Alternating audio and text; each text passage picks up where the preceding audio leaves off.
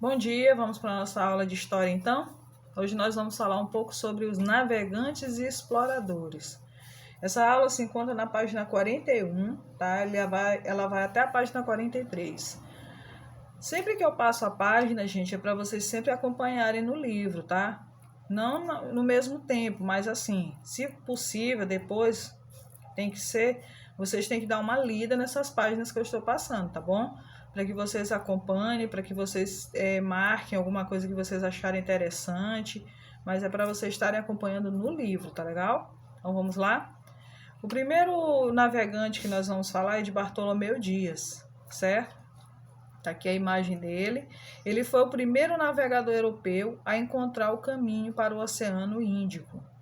Gente, antes de Pedro Álvares Cabral, certo? Houve outros navegadores. Tinha navegadores, para vocês terem uma ideia, que achavam que a Terra era quadrada. Quando chegava na linha do horizonte, eles achavam que ali acabava a Terra. Então, os navios, quando chegassem naquela parte ali, eles iam cair e iam afundar. Então, eles não se atreviam a ir até além do horizonte, certo? Então, esse navegador aqui, ele foi o primeiro a encontrar o caminho para o Oceano Índico. Agora imagina, né? A divisão de águas, saber onde é o Oceano Índico, Atlântico, né? E ter uma noção exata de onde começa e de onde termina. Não exata, totalmente, tá bom? O segundo que nós vamos falar aqui é Cristóvão Colombo, certo? Cristóvão Colombo, ele foi um navegador italiano, acreditava que a Terra era redonda, isso aí já mudou o conceito dele sobre a Terra, né? E comandou 3 caravelas, Pinta, Nina e Santa Maria. Tá vendo aí a imagem dele? Pois é. Nós temos aqui o Vasco da Gama, não é o time de futebol, tá bom? Para os vascaínos aí de plantão. Se não tiver vascaíno, muito bom. Tem que ser flamenguista. Brincadeira, gente, brincadeira. Então, o que Vasco da Gama fez? Encontrou o caminho para as Índias no final do século XV, certo? Navegou pelo Oceano Atlântico e chegou no Cabo da Boa Esperança. Tudo aí foi eles navegando por anos e anos. Lembra que a gente viu a trajetória de navegação, né? As grandes navegações levaram mais ou menos 73 anos. Pois é, então foi muito tempo para descobrir muita coisa, né? Voltou para Portugal com os navios cheios de especiarias e foi recebido como herói. Ninguém sabia ainda o caminho para a Índia. E aí ele descobriu no final do século XV, certo?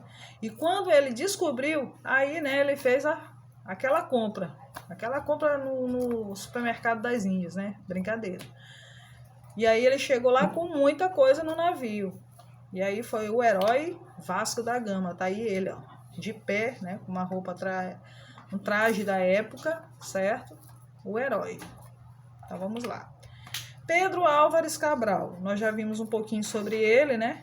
Ele partiu de Lisboa em março de 1500. Depois que Vasco da Gama chegou com essa novidade das Índias, pronto, o rei de Portugal não descansou, né? Vai lá agora outro, vai lá comprar mais coisa, vai lá descobrir mais terras, vai tomar posse. Só que ele não seguiu o mesmo percurso de Vasco da Gama, né? Ele ficou, de certa forma, dando volta. Ele afastou-se da costa africana, chegaram às terras que correspondem ao Brasil. Antes dele chegar às Índias, como eu disse para vocês no início, lembra? Lá naquelas primeiras aulas, ele chegou num lugar achando que era Índia, certo? E aí ele viu uma porção de gente lá, ele, são tudo índio, certo?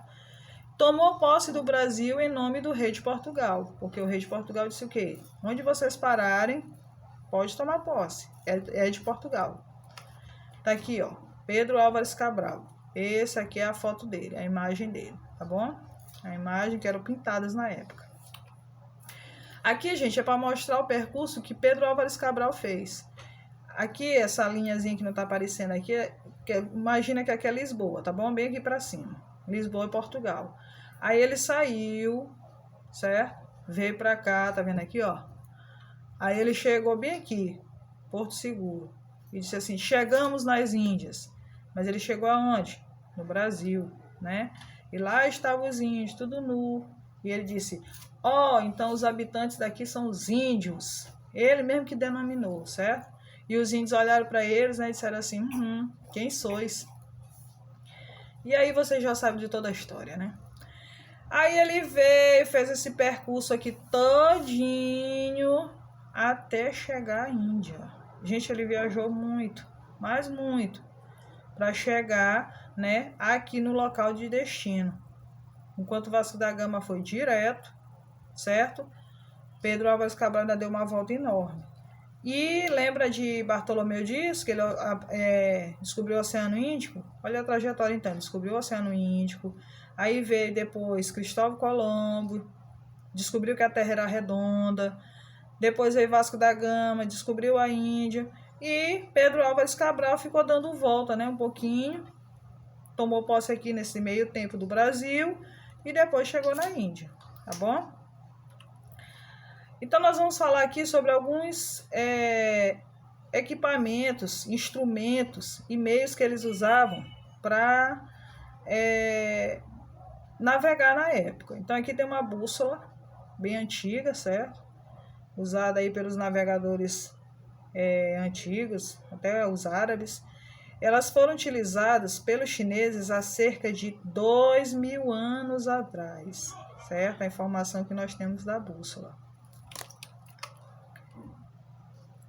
Nós temos o astrolábio, certo? O astrolábio, ele era utilizado por árabes e chineses. Media-se pela posição do Sol. Então, eles olhavam, né, a direção do Sol para poder ter uma noção do local que eles deveriam ir, para o norte e para o sul. Temos a cartografia. A cartografia, gente, é referente a mapas, tá bom? Quando fala cartografia, tem a ver com mapas. Era de grande importância na navegação. Então, esse é um mapa bem antigo, tá? Como eles desenhavam, ó, aqui, ó. Terra era redonda, é redonda, né? E aqui tá o Brasil, olha a América aqui, ó. Ó o nosso Brasil bem aqui. E aqui a outra parte da Europa, do outro lado. Então, eles fizeram o protótipo, né? Podemos dizer assim, do primeiro mapa mundi, tá bom? Temos as caravelas, certo? As caravelas, aqui, ó, foram as primeiras. Elas eram ágeis e fáceis de manobrar. Eram mais seguras. E muito utilizada pelos portugueses, certo? Tá aqui, ó. Ágeis e fáceis de manobrar. Tinha as naus, utilizadas para transporte de mercadorias, eram pesadas, lentas, mas muito resistentes. Elas aguentavam muitos dias de viagem, muitos meses de viagem, entendeu?